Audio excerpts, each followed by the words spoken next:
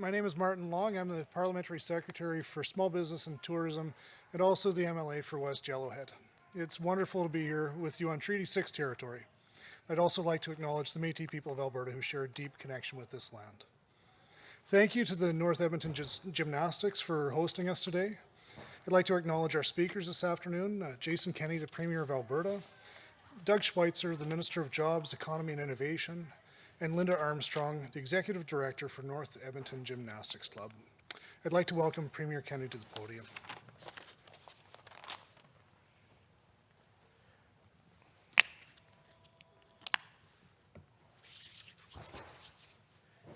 Well, thanks very much, Martin, and it's great to be here at the North Edmonton Gymnastics Club. It is great to see some of your students who are benefiting from the relaxation of rules in Phase 1 that allows for some limited students' athletic and sport activities, so important for their, not just physical, but also mental and emotional health. And great to see wonderful Alberta operations like this open again with the lights on. I'm here today at the North Edmonton Gymnastics Club with some good news for Alberta small businesses that have been hit hardest by COVID-19. The pandemic and the necessary public health measures have been really tough for many businesses, as we all know. And that's why we have sought to protect both lives and livelihoods, and making that a priority since the pandemic began. Today, Alberta's government is announcing the next phase of our plan to protect livelihoods with an additional $10,000 for hard-hit businesses that will be made available through the enhanced COVID-19 business benefit. This new benefit will replace the Small and Medium Enterprise Relaunch Grant when it expires on March 31st. That grant, which was launched last June, has provided over $350 million to more than 50,000 small and medium-sized Alberta businesses with employing nearly 250,000 Albertans. We continue to receive applications and make payments from that support program every day. But we know that many of Alberta's small businesses and job creators will still need help for the foreseeable future until we get enough vaccines from the federal government and we're able to move forward safely. Alberta's government will be there for those businesses and their employees every step of the way. The new enhanced COVID-19 business benefit that we're announcing today will ensure that those businesses hit hardest by the pandemic continue to have access to critical support to help them to survive this crisis. It'll give businesses that have experienced a 60% or more drop in revenue up to an additional $10,000 to meet their expenses. Like the Small and Medium Enterprise Relaunch Grant that we launched last year, business owners can use this money to support their needs, whether it's paying wages, paying for cleaning supplies, inventory, or preparing for a safe reopening. This is on top of the hundreds of millions of dollars in payment deferrals and other supports that we provided and will continue to provide small businesses as they face these challenges every day. In fact, it's on top of the Canada Emergency Rent Subsidy for commercial rent, and Alberta has participated in that with the federal government, which provides up to $50,000 in rent subsidies to offset 2/3 of rent costs. It's also on top of the Canada Emergency Wage Subsidy, which is a 75% offset or subsidy for wage costs for businesses that have had to be suspended or scale back because of the pandemic. It's on top of billions of dollars of provincial deferrals on everything from utilities to taxes to fees. It's also on top of $350 million in direct support for small businesses that we gave through a 50% rebate on workers' compensation board premiums. It's on top of deferrals through Alberta Treasury branches, as well as additional liquidity to help them access credit through the crisis, and much more. We're talking collectively about billions of dollars of support, and this is in addition to all of that. Small and medium-sized businesses make up more than 99% of all businesses in the province and represent over half of our jobs in this province. These job creators employ our family members and our neighbors. They've given us our first paychecks, it's true for me, and taught us about hard work and responsibility. They donate to charities and support local sports like hockey and soccer, or in the case of the North Edmonton Gymnastics Club, they actually train young people in athletics. They're the risk takers and thinkers that build our province, and they take real risks. They help Alberta to innovate and have made it the successful province that it is. This pandemic has highlighted just how important small businesses are, not only to our overall economic strength, but also to our general well-being as a society. We've always recognized the damaging impact that many COVID-19 restrictions have had on people's lives and livelihoods. And that's why, since day one of the pandemic, which is hard to believe, just under a year ago, Alberta's government has regarded restrictions as a last and limited resort. It's also why we've never imposed a lockdown on our province.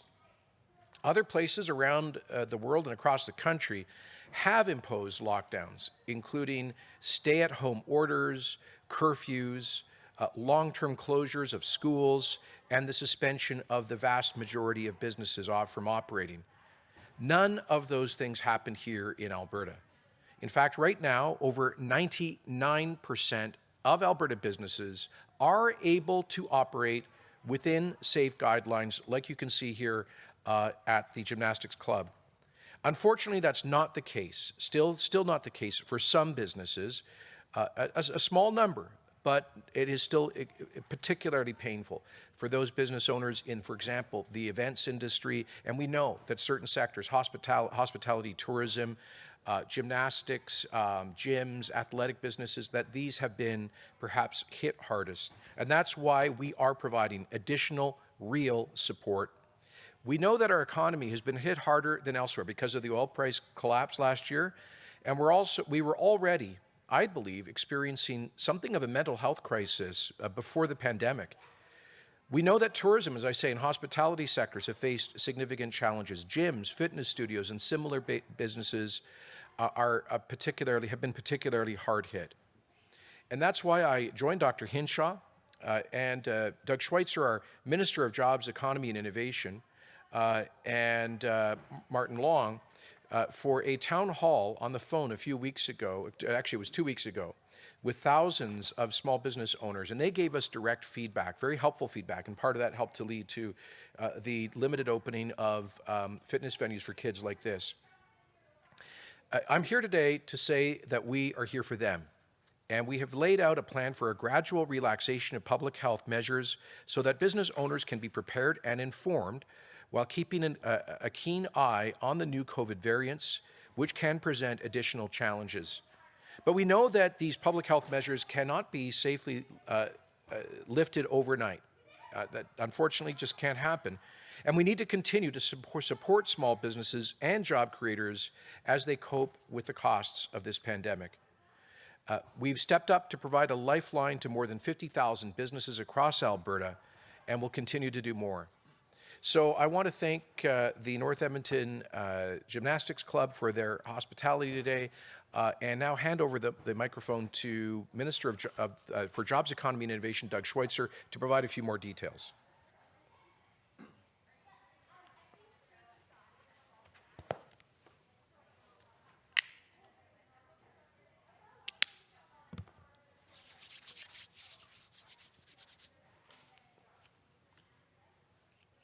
Thank you, Premier, and I want to say a big thank you to Linda and the people here at the North Edmonton Gymnastics Club for hosting us here today. When I came in, I was mentioning to Linda that my daughters love coming to do gymnastics. So seeing young people here, exercising, practicing their sport is just such an encouraging time to me to see that happening again in our province. And I want to say a big thank you to all the Albertans that have made sacrifices over the last few months in particular. I mean, cases are down, some are around 80%. Hospitalizations are down, some are 60% down from where they were at their peak. And that's due to the credit to all of the Albertans that have listened to the health orders. We know that it's been about a year now that this pandemic has been going on. and people are tired. But you know what? There's some light at the end of the tunnel here. We've got vaccines have been approved. We're hopeful that the vaccine supply is stabilized going forward. We're hopeful that the vaccines start arriving in more regular shipments here, and that'll help give us more certainty in our communities. And all these small businesses that have made sacrifices, we have to be there for them. That's why this new, the enhanced business benefit that we've come up with here is going to be critical to that. The additional $10,000 of support for the small businesses that have been hit hardest during this pandemic to help them get them through to the full reopening of our society. That's the goal here today, is to make sure that they have the supports they need. And to all the Albertans that are out there, make sure you continue to support small businesses. Order food where you can with your family, get out to dinner, and support these small businesses that are just critical to all of us. And we want to make sure that we get our kids out there where it's appropriate, get them out there, get them exercising. As the Premier mentioned, mental health is just key. We've seen this all in our personal lives. We've all had those days where you get a little grumpy. I've been there. I've seen it in my own family. I've seen it in my neighbors. And I just want to say again, thank you to everybody for everything that they've done to get us to this point where we can reopen. And we've had that light touch. We've had that ability to listen to the rules, be responsible for this throughout this pandemic, take care of each other. And just want to say thank you again to everybody, to all the small business owners and their patience, their feedback. We've heard you. And again, I remember when we brought into place some of the measures in December, the outcry from small business owners wondering if they're going to get to that other side. And we want to make sure we tell them that we've heard them. We continue to provide supports. We provided, with this program and the previous program, we have the potential to provide up to $700 million of support to small business just through the relaunch grant and through this new business benefit that we're launching here today. So we want to say thank you to them. Thank you to Linda for your efforts here, getting this facility back up and running. So with that, I'd like to turn it over to Linda to provide some remarks.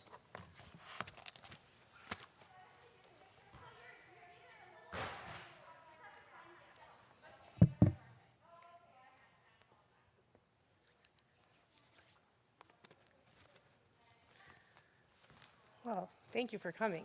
It was delightful to have some company for a change. So I'd like to thank the Premier and the Minister for coming today. I'll put my glasses on so I can read my notes. Here at North Edmonton Gymnastics Club, we've been in business for over 25 years. We are in the business of sharing our love of gymnastics and encouraging people to be active for life. So we're in the business of creating healthy, safe environments. That's what we do. But this year, things changed. In comes a very different situation for us. The pandemic has created many pressures for us and new challenges.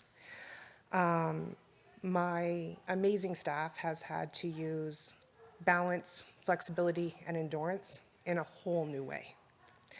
So we've been using the balancing act of creating new protocols and following plans, assessing our risks, and we were wondering, is it really all worth it? So often it's hard, it's difficult, is it fun? And we opened the doors for the first time after we had done our first shutdown, and the kids came in, and the smiles and the joy that was on their face, we knew we were making a difference. We knew we were able to keep them safe here. We had worked hard. Parents emailed and called and said, it's made a world of difference. So we knew that our hard work was worth it. With all that, COVID-19 brought a lot of expenses, things that you wouldn't even normally think would happen, like extra snow removal because we're using our parking lots as drive-through drop-offs so that we don't have any people gathering in our lobbies. All these extra expenses add up, and with limited people in, these grants were the only way we could get through. So we did receive funding from the Alberta Government Small and Medium Relaunch Grant. It was put to good use. I was able to keep some staff employed so that we could plan and be prepared for all the things that could happen with following the new way of life and to keep all the kids safe. So we've appreciated that, and it's important to these guys. And it's important to our community. So with this new funding that you've announced, thank you very much, this will help us to continue, because we don't know exactly what's going to happen, but we continue to work through these pressures of these new costs, and we reinvent our programming and our rotation schedules to keep everyone safe. But to see our athletes here today, training safely and enjoying our space that we have here for them, it makes a big difference. So once again, I really want to thank you for this funding, and thank you for hearing us and knowing that we're here. And here at NEGC, we look forward to being part of our community. This money helps operations like ours to keep serving our community. So, thank you.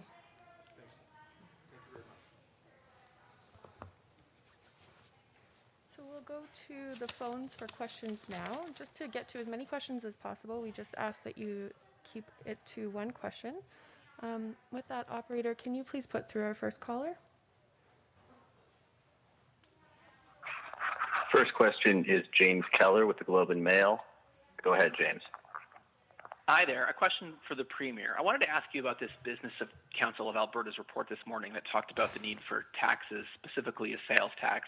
It also says the province would need to either increase taxes by 34% or cut services by essentially a third to get things in line. So will the budget next week include anything substantial on the revenue side of the equation? And if not, how does the government plan to close this gap long term without at least some money coming in? Well, the answer to the first question, coming in. Thanks, James. The answer to the first question is no. As I said a year ago, when the crisis first started, this would be the worst possible time to sink government's hand deeper into the pockets of taxpayers who are already coping with huge financial stress, unemployment, incomes down.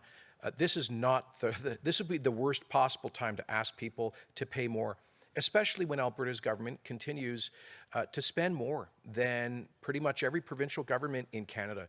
Our first obligation to Alberta taxpayers is to show that we can operate more efficiently.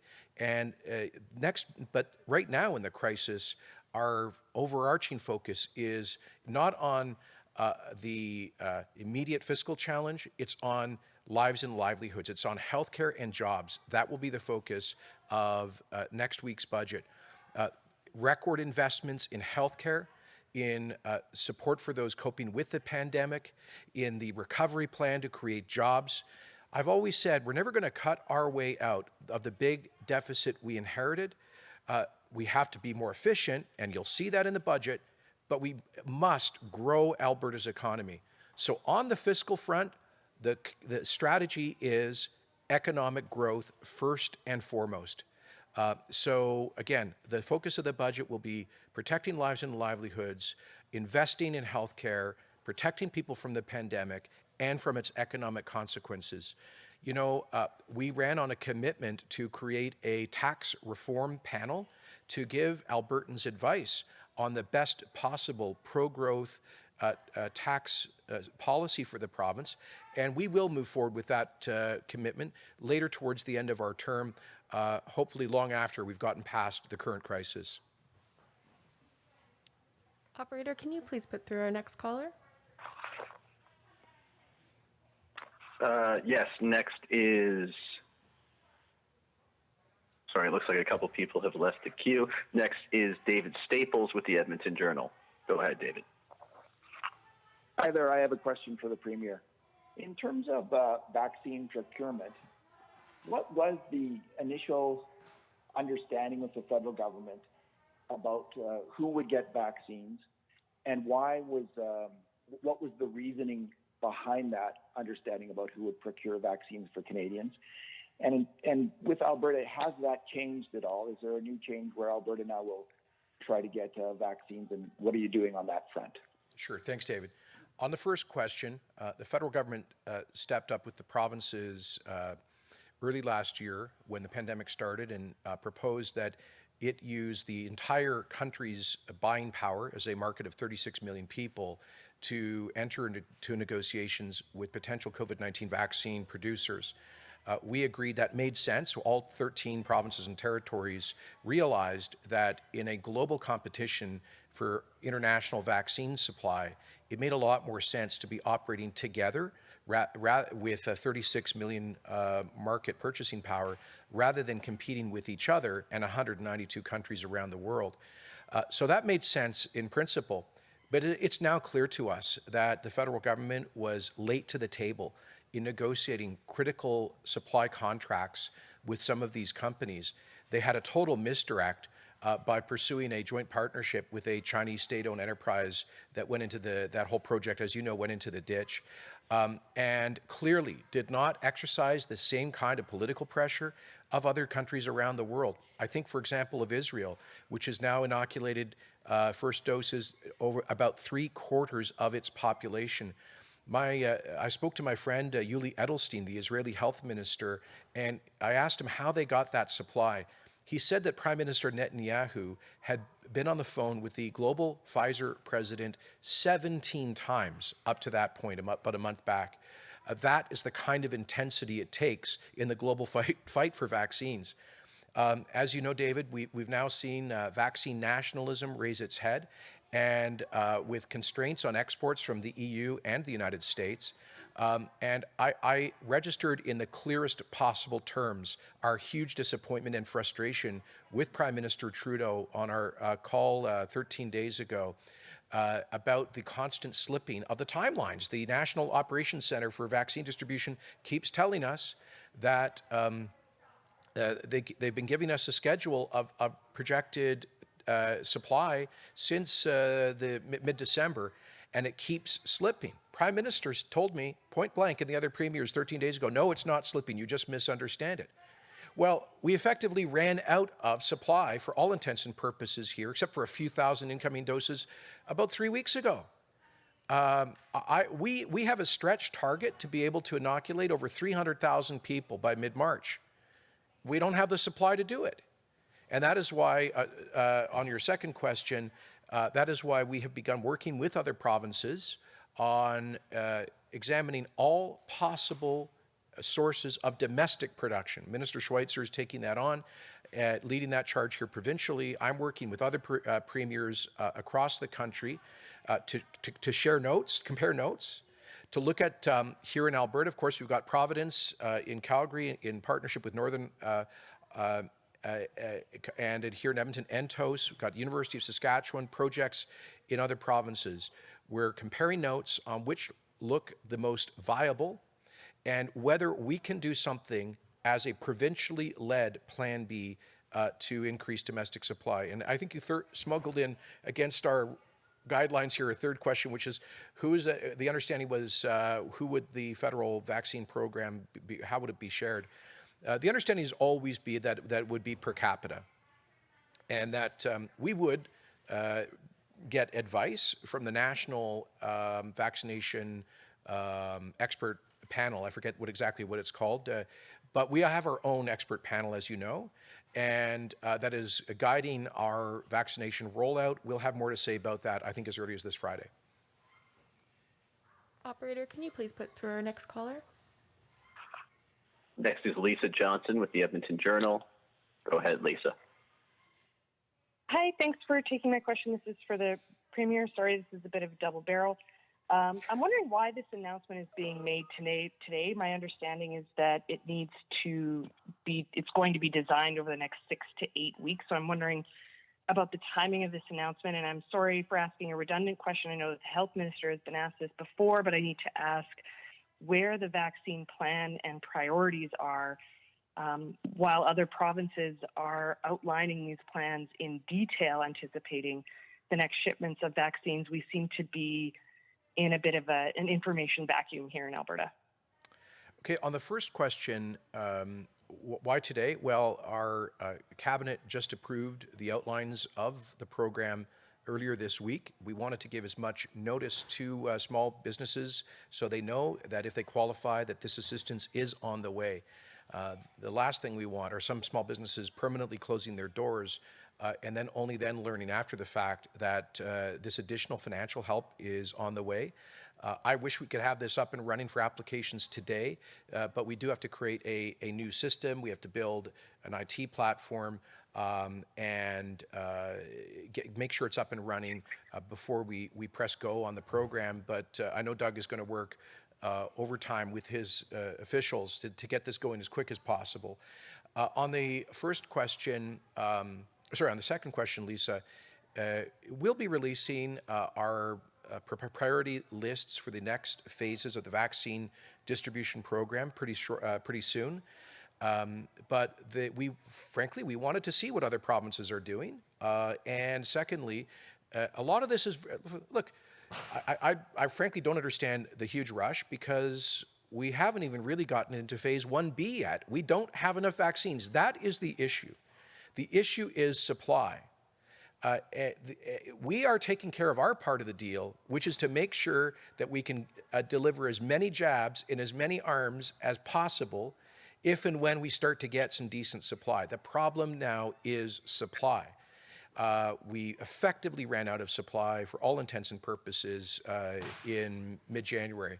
So that is our primary focus. I will say, when it comes to the subsequent phases, a lot of this, Lisa, is quite fluid. I'll give you an example of why. There is some evidence that the AstraZeneca COVID-19 vaccine may not have a high level of efficacy with people over the age of 65. There are differing views on that. We are going to be taking on board the expert scientific advice of our vaccine expert panel about that question. But here's the point. Suppose AstraZeneca, Oxford gets their Health Canada approval, and we start getting that supply in this spring or summer, and let's suppose we get advice from the scientists not to administer it to people over the age of 65. Well, that suddenly changes the whole approach to the rollout. If there's a big chunk of doses that we can't administer to seniors, then we have to change or modify the prioritization of vaccine distribution. So I guess what I'm trying to say is this is a bit of a moving target. There are going to be changes throughout, but we will be releasing the basic outlines of the next phase fairly soon. We have time for 3 more questions. Operator, can you please put through the next caller? Next is Aaron Collins with CBC National. Go ahead, Aaron. That's a question for the Premier. Thanks for taking my question. Alumel voluntarily shut down its Red Deer plant, and they've said that that's because they felt it was unsafe to keep it running with the current COVID outbreak there. So we were also told, though, that the facility was in full compliance with all provincial regulations and guidelines. So just some clarity. The question, I guess, is how can a business be too unsafe for owners to operate, but still in full compliance with provincial regulations? Well, that's a question I would be better put to Dr. Hinshaw and her team. As you know, they've been monitoring that situation very closely. As she said yesterday, through most of the past several months, there has been a very small outbreak of just a few isolated cases that got resolved, and that her information is there had been some spread outside the plant, which led to the recent increase. Someone died a month ago. Which is very tragic. And as I'm referring back to Dr. Hinshaw's comments yesterday, where she indicated that there had been a recent significant spread outside of the plant, which led to a spike in cases and the decision to suspend its operations. So on matters like this, these are issues that are the responsibility of our public health experts, in this case in particular, the Central Alberta medical officer, and of course the chief medical officer and her team. They have worked, I understand, very closely with the operators of the plant, and they brought in dozens of additional safety protocols. Obviously, we're all very concerned about this outbreak, and that is why this operation has been suspended for the time being. Operator, can you please put through our next caller? Next is Kevin Nimick with CTV Calgary. Go ahead, Kevin. Hi, Premier. I have 2 questions for you. The Critical Worker Benefit Portal was supposed to open today, but appears to still be closed. Why is that? And also, this new grant that you're announcing today requires businesses to have lost at least 60% of their revenue. The old grant required them to have lost only 30%. So why did you make this change to cut out so many businesses that have been struggling? Sure. On the first question, I'm not familiar with that, and I'll ask the Office of Minister Copping to get back in touch with you about opening up applications for the critical worker benefit. The important thing is it's going to be there for about 350,000 Albertans who've been working on the front lines, delivering important services to Albertans throughout the pandemic. $1,200 in a payment to say how much we appreciate their efforts. That will also inject nearly $500 million into Alberta's economy. So it's an important program. On the second issue of the 60% threshold. So we decided that there have been a small number, a relatively small number, of businesses that have borne a disproportionate share of the burden and the pain from necessary public health measures and restrictions, where the vast majority of small and medium-sized businesses have been able to operate right from March of last year through till now. In fact, at the peak of restrictions in the spring, 95% of businesses were able to safely operate. 99% of businesses are able to operate today, but there is that relatively small number in, for example, the certain aspects of the hospitality industry, event venues, obviously gyms continue to be really hard hit. So what we were looking at was those businesses that have been hardest hit, and it made sense for us to focus future financial support on the hardest hit, those who have lost the most because of these restrictions. Some businesses, not a whole lot, but some have actually done reasonably well. There are some sectors that have done pretty good through the pandemic, and they didn't need additional support. That's what we were hearing. But we were hearing for some of those, I'll give you an example, dance studios had been largely shut down for 11 months because of public health restrictions, zero revenue. Those are the folks we really wanted to step behind. Doug, do you want to complement that?